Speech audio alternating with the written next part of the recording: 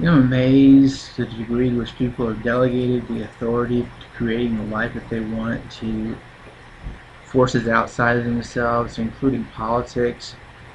In this election cycle, over $6 billion will be spent affecting the outcomes of the elections.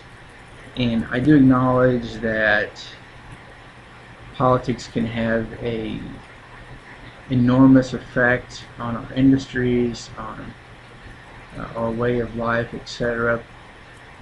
I mean, having a country such as we do in America, where we have freedom to choose and we're able to create the type of lifestyles that we want, is a enormous boon. It's definitely one of the factors that's propelled us to be the most successful nation in the history of the world.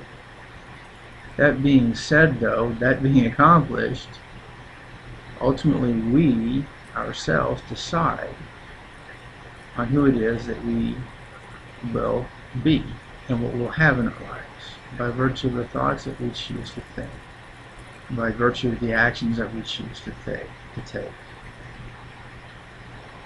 So I would, challenge anyone that's in doubt as to the validity of the statement that I've just made to give it a shot, to actually try to see what it is you can create. Can you create what it is you can create?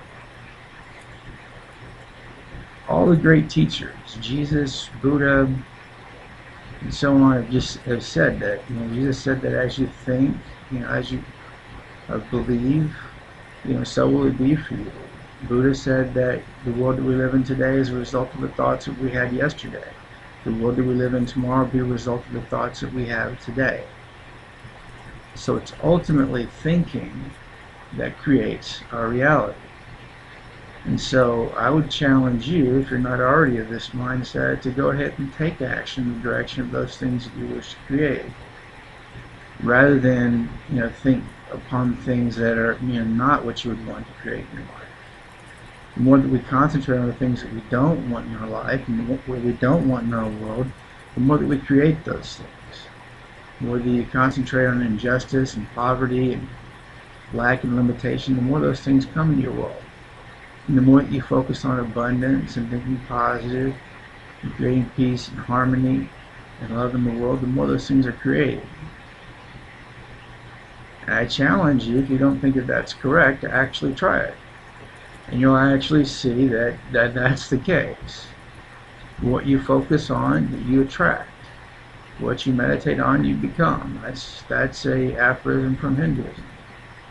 So it's there, and then it's manifested in the lives of people that you see that have actually created what they want in their lives. Looking, for example, anyone that's actually on the cutting edge have created things that have benefited society in major ways. Like, for example, the example of Steve Jobs. And by the way, this isn't only have to be your own ideas that you create. Many of these things that have been done in the past are not inventions of the people that created these ideas, but rather adaptations of previous ideas. For example, Steve Jobs and Steve Wozniak didn't create the computer. They made it small enough where it was practical for use for people in households. Henry Ford didn't create the automobile. What he did was borrow an idea from the slaughterhouse industry, actually, create an assembly line whereby people could work together in such a way that was efficient enough that even the people that worked in his factory were able to buy his product. And then he went about to pay those people that worked in his factories more than the average worker would get paid in the auto industry. So it's a question of thinking about what one wants to create and working in that direction. Someone wants to create something positive, someone wants to create a difference in the world, a positive difference in the world. He must think about and start acting in the direction of creating what it is that he wants. So I encourage you to think positive and take action. Decide what it is that you want in your life and take action in that direction. If you're not sure how to do this, why don't you try this exercise? This is an exercise from Napoleon Hill's Think and Grow Rich book.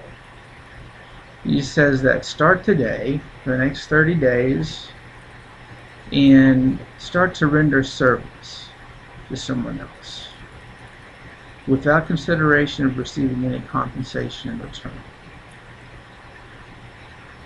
If you develop this habit and this attribute, you'll more than begin yourself in moving in the direction of where you want to go. Again, see what it is that you want to create. Start moving in the direction and start by offering service now, whether you're ready or not. Now, if you're already doing these things, you're already well along in applying these kind of principles, then you might want to consider, what you can do, what are some more steps that you can take, what are some more tangible steps that you can take. One of the things that Rockefeller said, that is, if you want to get rich, if you want to do good in investing, you buy when there's blood on the streets.